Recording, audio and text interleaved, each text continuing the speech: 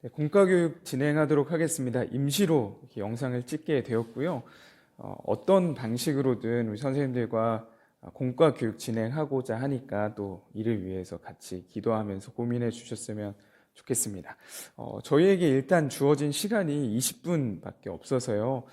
여기 있는 이 모든 이 과정들을 다 하기에는 아마 무리가 있을 것 같고요.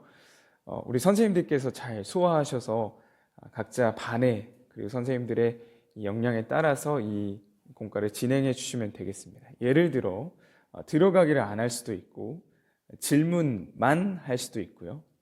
아니면 여기 다짐하기만 할 수도 있는 겁니다. 일단 저는 이 모든 걸 다 설명해 드릴 거고요. 먼저는 반에 맞춰서 진행해 주시면 되겠습니다. 지난주에 이어서 창세기 12장 아브라함을 부르신 하나님에 대해서 하나님의 부르심을 기억하면서 믿음이란 무엇인지 두 번째로 살펴보려고 하는데요. 먼저 들어가기 볼까요? 자, 들어가기는 우리가 지난주 말씀을 통해서 각자가 다짐했던 것이 있었죠. 믿음으로 살아내자, 믿음을 발휘하자. 그래서 먼저는 지난 한 주 동안 나의 믿음의 삶을 점수로 매겨보는 겁니다. 1점부터 10점까지. 그래서 우리 친구들에게 이 질문을 던져주시고, 자, 우리 하나, 둘, 셋 하면 우리 점수를 표현해보자. 하나, 둘, 셋 해서 이 두 손으로, 손가락으로 점수를 표현해 주시면 되겠고요. 가장 높은 점수를 준 친구, 그리고 가장 낮은 점수를 준 친구를, 같은 친구일 수 있고, 일단 두 친구를 뽑고요. 그 점수를 준 이유를 한번 서로 발표해 보도록 할게요. 그래서 이건 지난주에 대한 복습이라고 보시면 되겠습니다. 자, 이렇게 들어가기를 진행해 주시면 되겠습니다. 질문으로 한번 들어가 보죠. 자, 우리 지난주 말씀 기억하시죠? 믿음으로 간 가나안 땅 하나님이 부르셔서 믿음을 시작하셔서 이끄신 그곳이 그냥 평탄한 이 탄탄대로가 아니었다라고 했어요. 자, 6절 마지막 부분에 나와 있죠. 창세기 12장 6절. 그때 가나안 사람이 그 땅에 거주하였더라. 이미 원주민들이 살고 있던 땅이다라는 거예요. 자, 그곳에서 믿음으로 시작했지만 여전히 불안함 속에, 불완전한 속에 이 아브라함이 믿음의 여정을 걸어가고 있었던 것입니다. 그냥 취하면 되는 땅이 아니었던 거죠. 이 여전히 불안함 속에 있는 아브라함에게요, 7절을 보니까 하나님이 나타나십니다. 7절의 시작이에요. 여호와께서 아브라함에게 나타나 이르시되. 자, 하나님이 아브라함에게 나타나셨어요. 자, 나타나셔서 무엇을 말씀해 주셨을까요? 자, 7절에 나와 있습니다. 내가 이 땅을 내 자손에게 주리라 하신지라. 자, 그래서 첫 번째 질문에 대한 답은 내가 이 땅을 내 자손에게 주리라입니다. 이 말씀 좀 익숙한 내용이죠. 바로 1절부터 3절에 나와 있는, 글씨가 좀 이상하죠? 태블릿 펜입니다. 1절부터 3절에 나와 있는 하나님이 부르시고 믿음의 여정을 시작하시면서 주셨던 약속의 말씀입니다. 다시 한번 해주고 계신 거예요. 불확실함 속에서 확실한 하나님의 말씀을 다시금 붙들게 하셨던 것이죠. 이것에 대해서 아브라함은요, 이 불확실함 속에서 다시금 약속의 말씀을 주셨을 때 아브라함이 했던 반응이 있는데요. 바로 7절에도 나와 있고 8절에도 나와 있습니다. 자, 먼저 7절 제가 전체를 한번 다시 읽어볼게요. 우리 선생님들도 성경을 한번 참고해 주시죠. 여호와께서 아브라함에게 나타나 이르시되 내가 이 땅을 내 자손에게 주리라 하신지라. 자기에게 나타나신 여호와께 그가 그곳에서 제단을 쌓고. 자, 아브라함이 어떻게 반응했습니까? 바로 제단을 쌓았다라고 해요. 불확실함 속에서 약속의 말씀을 붙잡겠습니다라는 그것을 제단을 쌓는 것으로 드러낸 겁니다. 하나님의 입장에서 본다면 믿음을 요구하신 거고요. 아브라함의 입장에서 이것을 본다면 순종한 겁니다. 네, 제가 불안하지만 여전히 이 불확실함 속에서 살아가지만 하나님의 약속 붙잡겠습니다. 그것을 제단을 쌓는 것, 지금으로 치면 예배죠. 제단을 쌓는 것으로 하나님께 내 믿음을 드러내 보였던 거예요. 자, 이어지는 8절입니다. 거기서 베델 동쪽 산으로 옮겨 장막을 치니 서쪽은 베델이요 동쪽은 아이라. 그가 그곳에서 여호와께 제단을 쌓고 여호와의 이름을 부르더니. 자, 베델 동쪽 산으로 옮겨서 장막을 쳤죠. 아마 원주민이 있었기 때문에 곧바로 그곳에 눌러 앉지 않았고 옮겨 다니면서 장막을 쳤던 것 같아요. 서쪽은 베델이었고 동쪽은 아이였다라고 합니다. 자, 여기서 베델과 아이 이 두 지명이 나오는데요. 베델은 히브리어로 하나님의 집이고요. 아이, 서쪽에 있었던 아이는 동쪽에 있었던 아이는 바로 페어 더미를 의미하고 있어요. 자, 하나님의 집과 페어 더미 사이에서 그가 장막을 쌓았던 거죠. 근데 그가 또 뭘 했다고 하죠? 8절에서 제단을 쌓았대요. 자, 제단을 쌓는 그 믿음의 모습을 연속해서 보여주고 있었던 거예요. 혼란스러운 상황 속에서 믿음을 발휘하고 믿음으로 살아내야 되는 그 상황 속에서 하나님을 여전히 선택했던 아브라함을 볼 수 있습니다. 자, 근데 두 번째 질문이에요. 가나안 사람들이 살고 있었다는 그 믿음의 시련, 그보다 더 적극적인 믿음의 고난이 옵니다. 바로 기근입니다.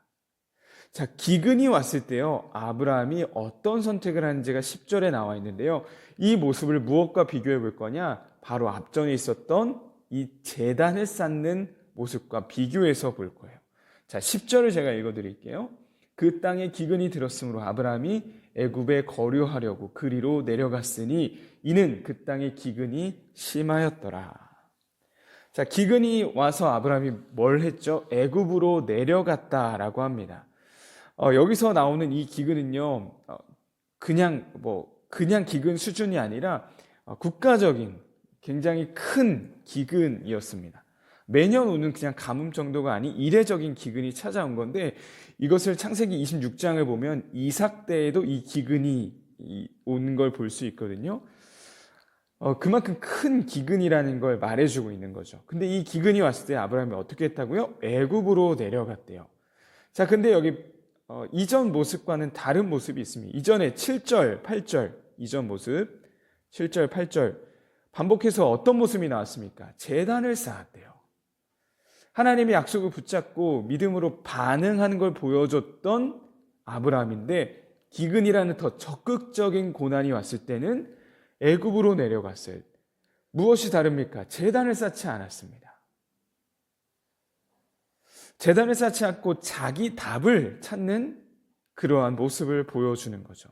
여러분, 애굽 어딘지 아시죠? 애굽의 가장 유명한 강이 뭐죠? 나일강이에요. 가나안보다 기근을 나기가 훨씬 더 수월한 땅입니다. 그래서 자기의 답을 그냥 내려버렸던 거예요. 이전 모습과 다른 것을 우리는 확인할 수 있어야 됩니다. 불확실한 상황 속에서도요, 약속의 말씀 붙잡고 제단을 쌓았던 아브라함인데요, 기근이라는 이례적인 어려움 속에서 자기 답을 찾고 있어요. 무엇이 빠졌어요? 하나님을 찾는 것, 하나님의 말씀, 하나님께 제단을 쌓는 그 모습이 다 사라져 버렸다는 거죠. 우리 처음을 기억해야 됩니다. 처음 어떻게 시작했습니까? 하나님이 부르셔서 믿음의 여정이 시작됐어요. 근데 이끄신 곳에 가나안 사람들이 살고 있었고요, 심지어 기근까지 온 거였어요. 자, 그때에 아브라함이 해야 됐던 건 두 개의 선택지를 이 본문에서 보여줍니다.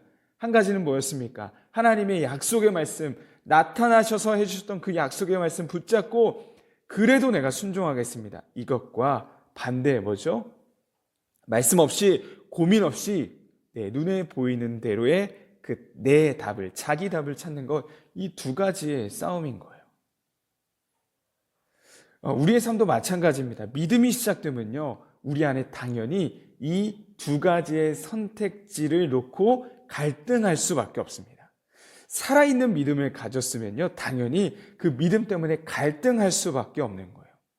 여러분, 우리 마음속에요, 믿음이 없으면, 예수님이 없으면, 성령이 역사하시지 않으면요, 고민하지 않습니다. 제가 참 많이 들었던 질문이 있거든요. 목사님, 주일을 껴서 여행 가도 되나요?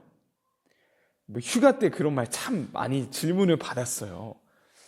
온라인 예배 드려도 되나요? 이런 질문들인 거죠. 전 그런 대답을 해드렸던 기억이 있습니다. 해도 되고 안 해도 되느냐의 이 문제가 아니라 믿음 때문에 고민하고 있느냐? 그게 중요합니다. 하나님은요, 믿음 때문에 고민하는 그 고민을 기뻐하시는 거예요. 제가 답을 내릴 수 없어요. 그래서 뭐 하라는 거예요, 말라는 거예요. 이건 아니고요. 이것 때문에 어떻게 결정하느냐, 그것이 문제인 거죠. 우리가 살아있는 믿음을 가지면 분명히 그 믿음 때문에 갈등이 있을 겁니다. 믿음이 없으면 고민 없이 죄를 지을 거고요. 갈등이 있다면 그것은 내 안에 믿음이 있다는 증거가 될 거예요. 살아있는 믿음은 갈등할 수밖에 없다는 것. 그것이 돌아오는 주일의 핵심 메시지라는 거 기억해 주시면 되겠습니다. 자, 나눔 질문은 한 가지입니다. 지금 나의 최대 고민거리, 우리 친구들에게 기록해 볼 수 있도록 이곳에 더 크게 해야 되겠네요. 이제 고민을 기록해 볼 수 있도록 해주시고요. 자, 마지막 다짐하기는 우리 선생님들께 맡겨드릴 건데요. 우리 친구 이제 중학생인데 고등학교, 대학을 진학하거나 이제 취직하는 친구들, 앞으로 결혼, 출산, 육아 이후의 모든 일들까지 믿음의 선배잖아요, 우리가. 분명 믿음 때문에, 신앙 때문에요, 갈등하는 일들이 우리 친구들에게도 앞으로 많이 있을 거라는 거죠. 우리 친구들이 적어놓은 고민을 놓고 믿음의 선배로서 우리 학생들에게 앞으로 믿음 때문에, 신앙 때문에 갈등하게 될 것들이 무엇이 있는지를 한번 말씀해 주세요. 선생님들의 간증이면 가장 좋겠습니다. 그리고 우리는 결국 믿음을 가지고 어떤 선택지를 선택하며 살아갈 것인지 우리 선생님들의 간증이 이 공과 공부 시간에 나타날 수 있었으면 좋겠고요. 제가 처음에 말씀드렸죠. 다짐하기만 할 수도 있다고. 이것이 좀 길어질 수 있을 것 같아요. 이 앞에서 다뤘던 내용들은 제가 어차피 설교 때 한 번 더 설교 때 할 내용들이니까요. 선생님들이 한번 이 서머리에서 간략하게 말해 주시고 다짐하기만 선생님들이 진행해 주셔도 좋을 것 같습니다. 네, 제가 오늘 좀 간단하게 준비를 했는데요. 이런 식으로 그 다음 주에 있을 공과에 대한 교육을 제가 어떤 방식으로든 진행을 해서 우리의 공과가 잘 이렇게 진행될 수 있었으면 좋겠습니다. 교회의 두 날개라고 하죠. 교회는 대그룹과 소그룹이 참 중요한데요. 대그룹 모임은 예배이고요. 소그룹 모임은 주일학교로 친다면 바로 공과 시간이에요. 분반 공부 시간. 이 두 날개가 교회를 비상하게 하는 겁니다. 중등부가 부흥하고 비상하고 건강하게 세워질 수 있는 비결 여기 있습니다. 예배가 회복되고 소그룹, 분반 공부, 주일학교, 공과 시간이 회복되는 게 부서가 살아나는 길입니다. 이 시간을 놓고 우리가 더 기도하고 고민할 수 있었으면 좋겠고요. 이 시간을 또 준비하는 시간이 우리에게도 잘 준비되어서 더 건강한 그리고 말씀으로 세워지는 우리 중등부 되었으면 좋겠습니다. 네, 공과 교육 여기서 마치도록 하겠습니다.